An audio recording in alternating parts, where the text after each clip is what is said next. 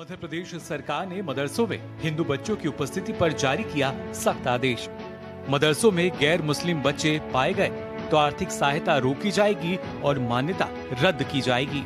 संविधान के अनुच्छेद 28(3) के तहत अभिभावक की सहमति के बिना धार्मिक शिक्षा पर लगाई जाएगी रोक। अभिभावकों की सहमति के बिना गैर मुस्लिम बच्चों को धार्मिक शिक्षा प्रदान नहीं की जा सकती।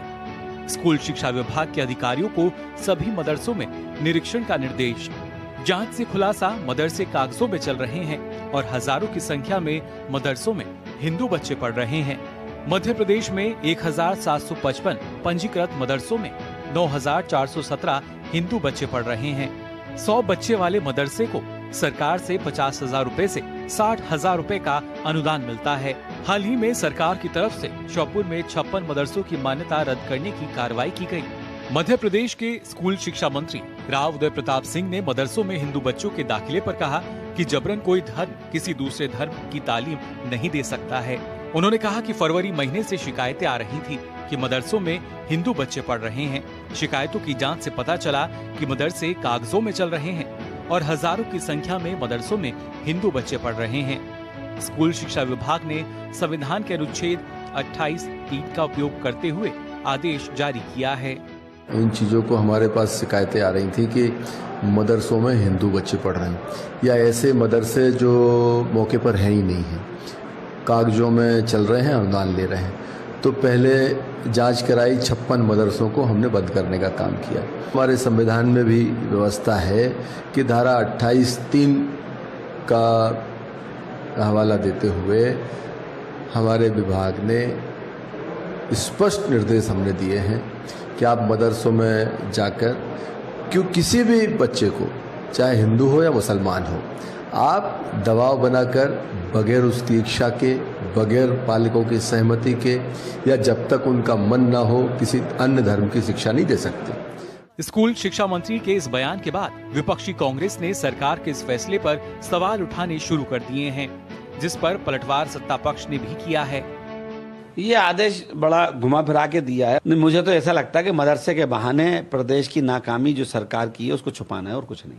अब कांग्रेस इसको लेकर विरोध करेगी, उनको तो करना ही है, क्योंकि इस देश में नेहरू से लेकर अभी तक कांग्रेस ने विघटन ही तो किया, तुष्टीकरण को तो आगे बढ़ाया है।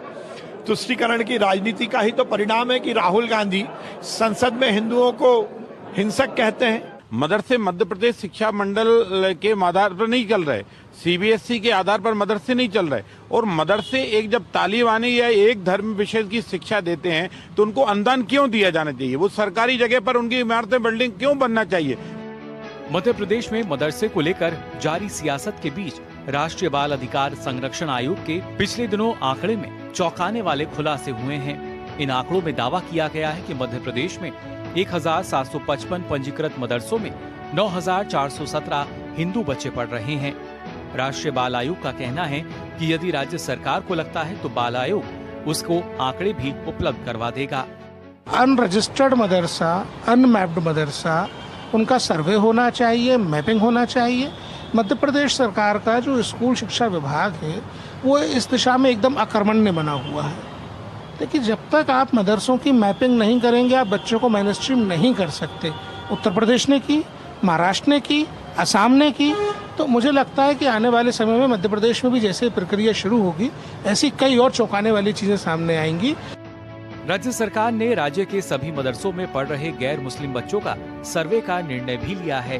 दरअसल 100 बच्चे वाले मदरसे को सरकार की तरफ से 50,000 रूपए से 60,000 रूपए का अनुदान मिलता है। हाल ही में सरकार की तरफ से श्योपुर में 56 मदरसों की मान्यता रद्द करने की कार्रवाई भी की गई थी। बीजेपी और कांग्रेस के बीच भले ही इस मुद्दे को लेकर आरोप प्रत्यारोप का दौर देखने को मिल रहा हो, लेकिन मध्य प्रदेश सरकार की मंशा साफ है कि राज्य में धार्मिक व्यवस्था ना बिगड़े। इसके लिए राज्य सरकार का साफ कहना है कि राइट टू एजुकेशन और नई शिक्षा नीति के नियमों का पालन सभी को करना होगा। कैमरामैन विजय शर्मा के साथ आदित्य श्रीवास्तव, डीडी न्यूज, भोपाल।